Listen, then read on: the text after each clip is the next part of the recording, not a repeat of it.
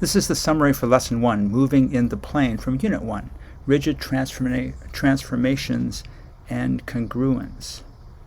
And in the summary, they're going to show you two moves that you can make for figure A. One is just shifting figure A to the right and up and puts it in the position of figure B. So shifting it this way to the right and then shifting it up, and you can place image or figure A in the position of figure B by that movement.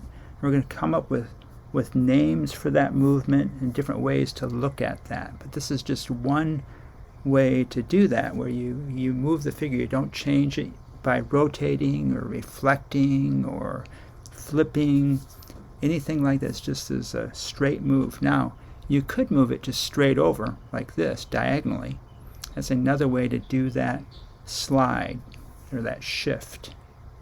And the other figure shows you rotating, and what they're calling so far is just turning figure A to the position of figure C. And I made a mistake and I called figure C figure B in the next few images, but that doesn't matter. And so you're going to rotate figure A to the position of figure C. Now in that rotation, you can actually measure that and figure out how many degrees it's rotated. So you take a protractor and lay that over the figure and measure the number of degrees it is. This is 90 degrees right here, and then figure A shifts to, and it is figure C in your figure. So this side shifts to this side right here, and that number of degrees is 45 degrees. So this is called a 45-degree rotation, and you can check that by looking at the number of degrees from 0. So here it's lined up with 0, and if it's 45 degrees from 90 degrees, then it should be also 45 degrees from 0, and it is.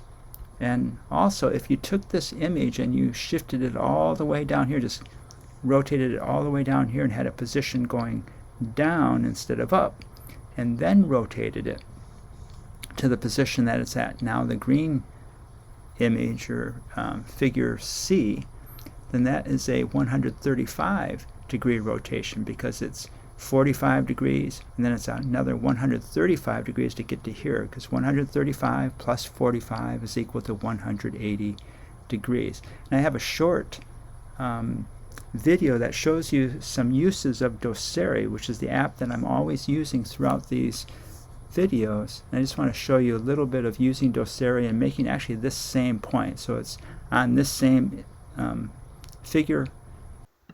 This is the summary for lesson 1, and they ask the question, this is the second question I believe in the summary: what's the rotation of A to C?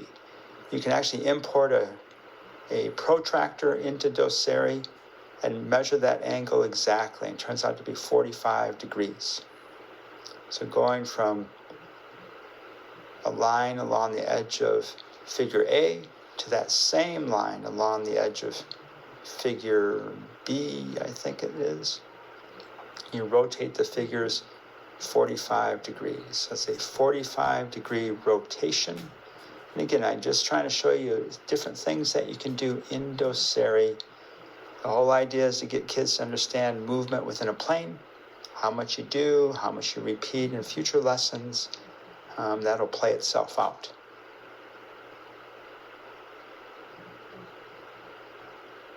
Now the interesting thing is, if you follow a path, you're going to draw this line vertically.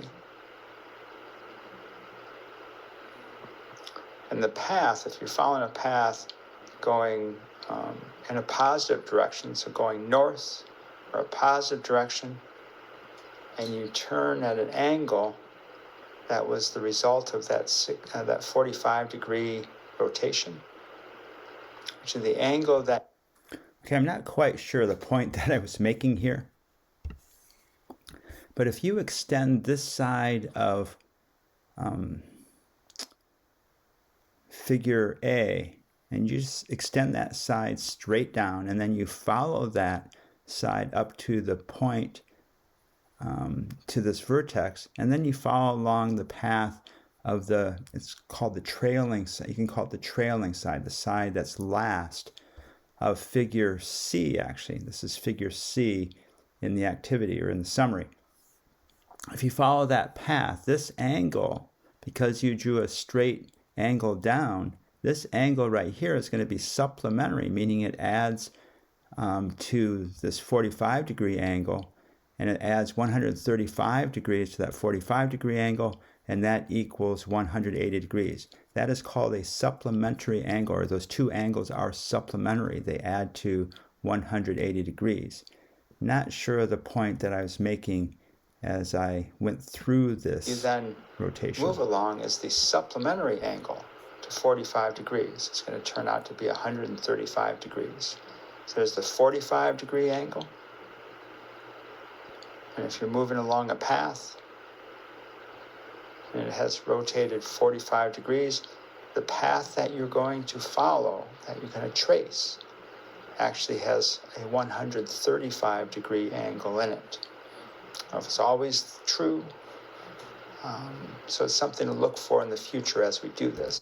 It's always true in that you always draw supplementary angles. They will always add to 180 degrees. No matter where this rotation is, if you're going to extend this side down as a straight angle, then the angle that adds to that first rotation, you're always going to add to 180 degrees. So in this case, 45 degrees plus 135 degrees equals that 180 degrees. But again, it's just the discussion about angles, rotations, translations, and so on.